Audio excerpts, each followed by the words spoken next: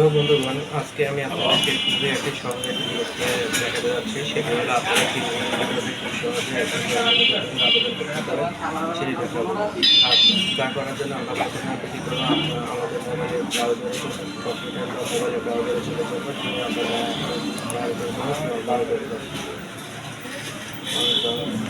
করে আমরা জন্মের ভিতরে চলে যাবো। এখান থেকে আমরা নতুন জন্মের আবেদনটা ক্লিক করে দেবো। নতুন জন্মের আবেদন ক্লিক করার পর আমরা সরাসরি দেখতে পাবো আমাদের এখান থেকে আমরা এটা দিয়ে দেবো। প্রথম আমরা নানা প্রথম অংশ দিব, যেটা ইউজ করা যাবে সেটা আমরা দিয়ে দিলাম। তারপর আমরা নামের শেষ অংশ, যেটা আমরা সামনে ইউজ করবো। তারপর ইংরেজিতে আমাদের নামের ইংরেজি নামটা আমরা দিয়ে দেবো। প্রথমে ইংরেজি নামটা দেওয়ার পর আমাদের জন্ম তারিখগুলো দিয়ে দেবো। জন্ম তারিখ কমপ্লিট হয়ে গেলে আমরা পিতামাতার কত নাম্বার সন্তান সেই হিসাবে সেটা আমরা এখানে ক্লিক করে দেবো। পিতামাতার সন্তান দেওয়ার পর আমাদের লিঙ্গ দিয়ে দিব। লিঙ্গ হিসেবে আমরা লিঙ্গ পুরুষ এখানে জন্মস্থানের ঠিকানা দিতে হবে। জন্মস্থানের ঠিকানা আমরা দিয়ে দিতেছি। জন্মস্থানের ঠিকানা দেওয়ার পর আমরা কী করবো, পরবর্তী অংশে চলে যাবো। পরবর্তী অংশে জন্মস্থানের ঠিকানার মধ্যে আমরা এখানে আমাদের জেলা, তারপরে আমাদের সিটি কর্পোরেশন বা ওয়ার্ড বা ইউনিয়ন দিয়ে দেবো। তারপরে আমরা গ্রাম পাড়া মহল্লা থেকে আমাদের গ্রাম বা পাড়া মহল্লা আছে সেটা আমরা দিয়ে দেবো। সেখানে একটা বাংলা একটা ইংলিশে দিয়ে দেবো।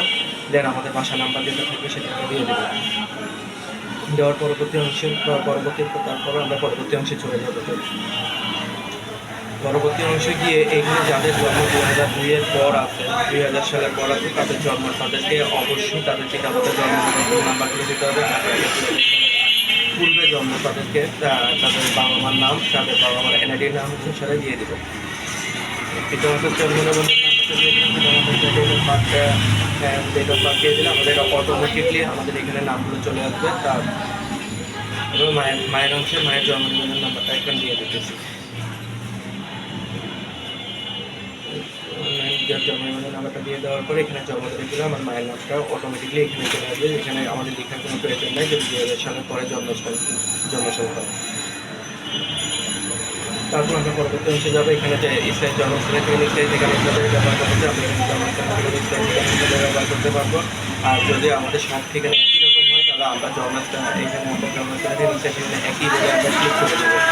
আমাদের জন্মস্থানের ঠিকানা একই রকম হলে আমরা এখানে জন্মস্থানের ঠিকানা স্থায়ী ঠিকানা একই দিয়ে দেবো। আর যদি আমাদের আলাদা হয় তাহলে আমরা এখানে লিখে দেবো। আমাদের জন্মস্থানের ঠিকানাগুলো আমরা লিখে দেবো। এখানে আমাদের পৌরসভা, ইউনিয়ন পরিষদ, ওয়ার্ড নাম্বার, তারপরে গ্রাম মহল্লা দিয়ে দিব। গ্রামের নাম প্রথমে বাংলা, তারপরে ইংলিশে দিতে হবে। এটা দিয়ে দিলাম। দিয়ে দেওয়ার পর আমরা পরবর্তী অংশে আমরা চলে যাব।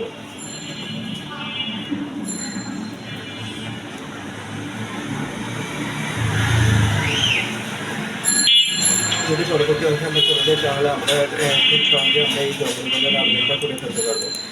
পরবর্তীতে আমরা স্থায়ী ঠিকানা এর বর্তমান ঠিকানা হিসাবে আমরা বর্তমানে যেই জায়গায় থাকি সেই জায়গার নামটা আমরা এখানে দিয়ে দেবো। দিয়ে দিলে আমাদের জন্মস্থানের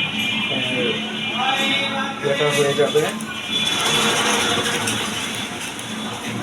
তো পরবর্তী অংশে গেলে আমরা এখানে অবশ্যই আমাদের নিজ বা অন্যান্য দিয়ে আমরা করতে পারি। তারপর তথ্য সংযোজন হিসাবে আমরা আমাদের সাপোর্টিং ফাইলটা আমরা দিয়ে দিলাম। সাপোর্টিং ফাইলটা অবশ্যই বেশি করতে পারবে না, যে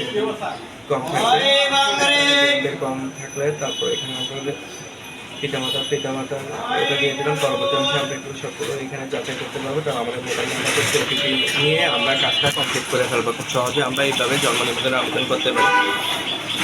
তো বন্ধুগণ, আজকে আমি আপনাদেরকে খুবই একটি সহজ একটি জিনিসকে দেখাতে যাচ্ছি। সেটি হলো আপনারা কীভাবে খুব সহজে আবেদন